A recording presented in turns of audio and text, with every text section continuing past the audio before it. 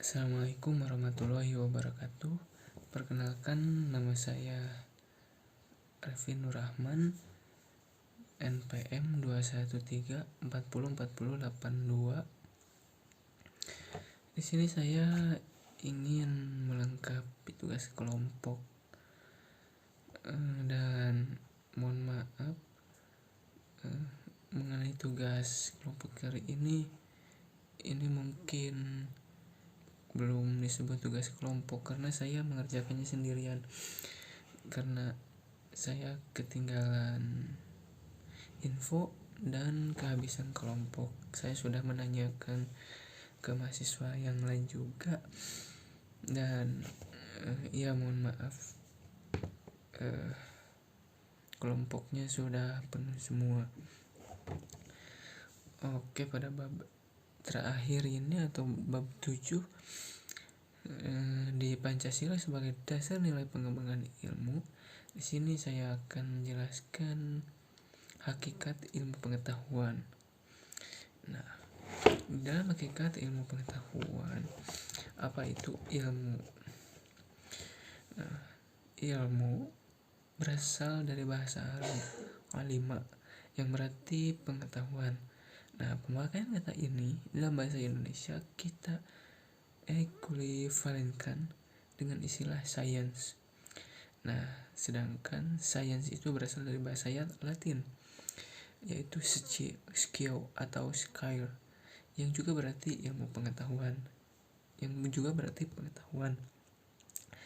Nah, ilmu itu adalah pengetahuan, namun ada berbagai macam pengetahuan. Nah, apa sih pengetahuan ilmu itu? Nah, ilmu pengetahuan itu ada 3 kategori, yaitu hipotesis teori, kategori hipotesis teori, dan dalil hukum. Nah, yang kedua itu pengetahuan. Secara etimologis, pengetahuan itu berasal dari kata bahasa Inggris, yaitu knowledge. Nah, dalam Encyclopedia of Psychology dijelaskan bahwa definisi pengetahuan adalah kepercayaan yang benar. Dan menurut Gazalba, pengetahuan adalah apa yang diketahui atau hasil pekerjaan tahu. Pekerjaan tahu tersebut adalah hasil dari kenal, sadar, insaf, mengerti, dan pandai. Nah, pengetahuan itu adalah semua milik atau isi pikiran. Nah, dengan demikian, pengetahuan itu merupakan hasil proses dari usaha manusia untuk tahu.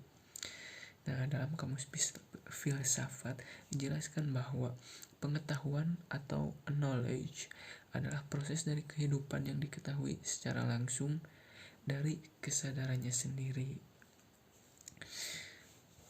Nah, sebagaimana dikutip oleh Sauedi 2016 mengemukakan bahwa pengetahuan yang dimiliki manusia itu ada 4.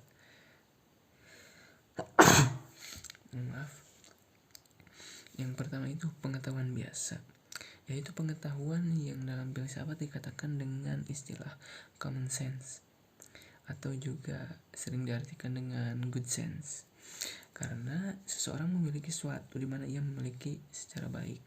Yang kedua itu pengetahuan ilmu, yaitu sebagai terjemahan dari science, yang pada prinsipnya merupakan usaha pengorganisasian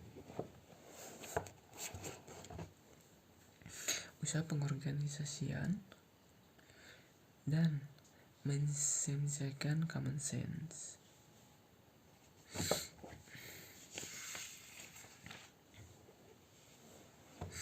Yang ketiga itu adalah pengetahuan filsafat, yakni pengetahuan yang diperoleh dari pikiran yang kompetitif dan spekulatif. Nah, pengetahuan filsafat ini lebih menekan pada universitas dan kedalaman kajian tentang tertentu. Yang keempat itu pengetahuan agama. Nah, yaitu pengetahuan yang hanya diperoleh dari Tuhan lewat para utusannya. Nah, dari tadi kita sudah membahas tentang ilmu dan pengetahuan. Nah, apa sih perbedaan ilmu dan pengetahuan? Nah, dapat diketahui bahwa ilmu dan pengetahuan itu bahwa ilmu adalah sebuah pengetahuan yang berobjek, bersistem, bermetode, dan bersifat universal. Setiap ilmu pasti adalah pengetahuan, namun tidak semua pengetahuan itu adalah ilmu.